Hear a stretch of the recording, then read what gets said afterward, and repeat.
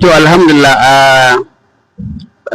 mun gode wa Allah subhanahu wa ta'ala da ya ba mu damar halartar wannan abubuwa guda biyu, buɗe masallaci da kuma ɗaurin aure, shaida ta ɗaurin aure. To aure kamar yadda muka sani shari'a ce ta tabbatar da shi, tare da cewa ba wai bayan zuwan manzon Allah sallallahu alaihi wasallama bane ya zo da aure, a shi ma kansa annabi sallama ta hanyar aure aka same shi, kamar yadda hadisi ya tabbata daga Ali ibn Abi Talib, Allah ƙara masa yadda, yake cewa manzon Allah sallallahu alaihi wasallama ya ce kharajtu min nikahin wa lam akhruj min safahin min ladun adama ila an waladani abi wa ummi. Da haka annabi ya ce na fito ta hanyar aure, ban fito ta hanyar fasikanci ba, tun daga annabi Adam har zuwa lokacin da mahaifina da mahaifiyata suka haife ni. Har ma yake cewa babu wani ɗosani ko sofani na jahiliya da ya shafe ni. Kaga wannan ya nuna cewar tun kafin manzon Allah sallallahu alaihi wasallama ana yin aure na musulunci kuma tabbatacce, wanda shi ma ta hanyar wannan aure aka samar da shi, wanda ya yi mana ishara zuwa ga cewa dukkanin kakanninsa har zuwa kan annabi Adam duka ta hanyar aure aka same su. Sannan kuma yake cewa inna Allah hastafa min waladi Ibrahim Isma'il, wasafa min bani Isma'ila Kinana, wasafa min bani Kinana Quraishan, wasafa min Quraishin bani Hashim, wasafani min bani Hashim. Annabi yake cewa Allah ya zaɓi a cikin yayan annabi Ibrahim sai zaɓi Isma'il, a cikin yayan annabi Isma'il sai zaɓi Kinana, a cikin yayan Kinana sai zaɓi Banu Fihr bin Malik shine Quraish, a cikin yayan Quraishu sai zaɓi Bani Hashim wato gidan Hashim. Da haka ni kuma sai annabi sallama yake cewa sai Allah ya zaɓo ni a cikin Bani Hashim. Da haka sai ya kasance na fi su martaba da daraja ta fuskar nasaba da kuma dangantaka. To dan ko shakka babu aure ya cancanci a yi alfahari da shi, kamar yadda ya tabbata a cikin sahih Bukhari da sunan Abi Dawud hadisin na Aisha, Allah ƙara mata yadda take cewa a zamanin jahiliya aure kala hudu ake. Dan haka zuwan musulunci sai ya tabbatar da guda ɗaya ya rushe guda uku.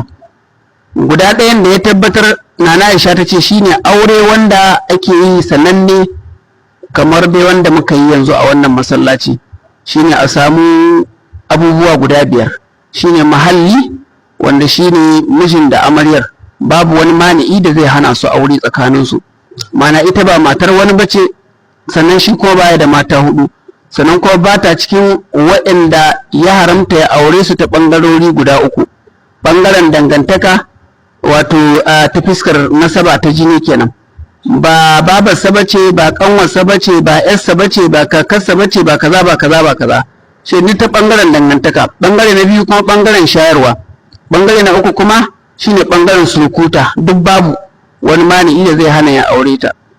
To da haka shine an samu mahalli. In aka ce mahalli aure ba ana nufin wajen zama ba ko gida ko wato ɗakin da zaka kama mata. To da haka na biyu kuma shine wato alwali, waliyi kenan wanda zai aurar da ita amarya, domin ita mace ba ta aurar da kanta, kamar yadda hadisi ya tabbata a sunan Tirmidhi da sunan Ibn Majah. Manzo Allah sallama yake cewa la tunkihul mar'atu mar'ata wa la tunkihul mar'atu nafsaha fa inna zaniyata hiya allati tunkihu nafsaha. Dan haka annabi ya ce mace ba ta aurar da mace, uwarta kuma ba ta aurar da kanta, domin mazinaciya ita ce take aurar da kanta. To da haka sai idan an samu wannan, an samu waliyin da zai aurar da matar, to shi kenan an samu abu na biyu kenan, domin shi ango zai iya zuwa da kansa, zai iya turo wakili, don haka ba a itibari da wannan, zai iya zuwa da kansa ya karba da kansa, ni nake nema don haka a ce an baka, kuma zai iya turo wakili. To da haka abu na uku shine sadaki. Manzo sallama ya tabbatar da cewa ba a aure dole sai da sadaki. Sadakin nan zai iya zama kuɗi, a kuɗin ma zai iya zama yanzu an biya, zai iya zama kuma bashi, shine zaka ji an ce naqadan ba ajalan ba. Da haka zai iya zama an ayyana abin da za a bayar a matsayin bashi yanzu babu kuɗi, kuma zai iya zama wani abin ba kuɗi ba, kaddara, kamar fili, kamar gida, kamar mota, kamar dabbar kiwo, sannan ko baya da yawa ta sama ko ta ƙasa, in dai ba mazhabar mutum Imam Malik ba da suka kayyade shi ta ƙasar zuwa ga rubu dinar. Dan haka amma ko naira 5, naira 10, naira 20 mutum ya kawo aka yadda waliyin ta ya yadda, ita ma matar ta yadda cewar shine sadakin ta, aure ya riga ya dauro, ba wanda ya isa ya warware wannan auren ko kuma ce bai yi ba saboda kuɗin yayi kaɗan. To da hakan an samu wannan, to kuma sai abu na uku wanda shine siga, wanda shine jigo a cikin aure gabaki ɗaya, shine ango da kansa ko wakilinsa zai nemi auren a gurin waliyin ita matar da za a aura a gaban jama'a, shi kuma ya ce ya aura masa. Don haka wannan wato mun shaida wannan sigar. To duk cikon abu na biyar shine duk jama'ar da suka taru gabaki ɗaya a wajen duk matsayin su ɗaya su ne shaidu. Don haka da an tabbatar da wannan, da haka aure hanya ce wato ainihin ta samun da zuri'a ɗayi ba, wanda manzo sallama yake ce tazawwajul wadudal walud fa inni mukasirun bikum al anbiya yawm al qiyamah, kamar da yake hadisin Ma'qil bin Yasar a sunna Abi Dawud. Haka yazo tazawwajul wadudal walud fa inni mukasirun bikum al umama, a wata riwaya fa inni mukasirun bikum. To kowa ya san annabi sallama ba zai alfahari da yawan yan daba da yan kalare da sara suka da mutum ya tara ba a matsayin yaya. Da haka annabi sallama zai yi alfahari ne da ƴaƴan da aka haife su, aka tarbiyyantar da su, suka amfanar da kansu, suka amfanar da al'umma, suka amfanar da addinin musulunci. Allah ya sa albarka a wannan aure, Allah ya tabbatar da alkhairi, Allah ta'ala ba su zaman lafiya. Dukkanin wani alkhairi na duniya da lahira da ake samu a cikin aure muna roƙon Allah ya tabbatar musu da shi, ya ba su. Dukkanin wani abun ki, abun gujewa da ake guje masa cikin sha'anin aure na duniya da kiyama, Allah ta'ala ya kawar musu da shi gabaki daya. Wassalamu alaikum wa rahmatullahi wa barakatuh. Wa alaikum assalam wa rahmatullahi wa barakatuh. Allah ya saka da alkhairi malam, Allah ubangiji ya mai da kowa gidansa lafiya. Na sai ko malam Ali, wanda shi ma ya kamata ya dan tofa wani abin tunatarwa musamman a takaice insha Allah ta'ala. Malam, yaya kuke ji game da wannan hidima da aka yi a cikin garin nan na Fagen Kawo? Alhamdulillah rabbil alamin. اللهم صل على محمد وعلى آل محمد كما صليت على إبراهيم وعلى آل إبراهيم إنك حميد مجيد. اللهم بارك على محمد وعلى آل محمد كما باركت على إبراهيم وعلى آل إبراهيم إنك حميد مجيد. ورب اشرح لي صدري ويسر لي أمري واحلل عقدة من لساني يفقهوا قولي. وبعد السلام عليكم ورحمة الله تعالى وبركاته. Malamin mun tambaya irin yadda nake ji a cikin zuciyata, gaskiya ba zai misaltu ba, saboda daɗin ya kai daɗi, farin ciki ya kai farin ciki. Allah da ikonsa lokacin da muka yi tunanin za mu samu baƙi daga Ilorin, domin ba ainihin yan nan Kano ba ne, daga Ilorin suka zo ka ɗaura auren nan.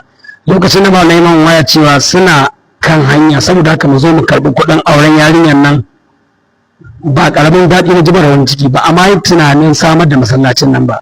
Allah da ikonsa daɗi biyu sai ya haɗu, ga daɗin buɗe sabon masallaci yau Juma'a 17 ga watan Safar na hijiran manzon Allah sallallahu alaihi wasallama shekara 1448, wanda ya daidai da 31 ga watan Julai na 2026.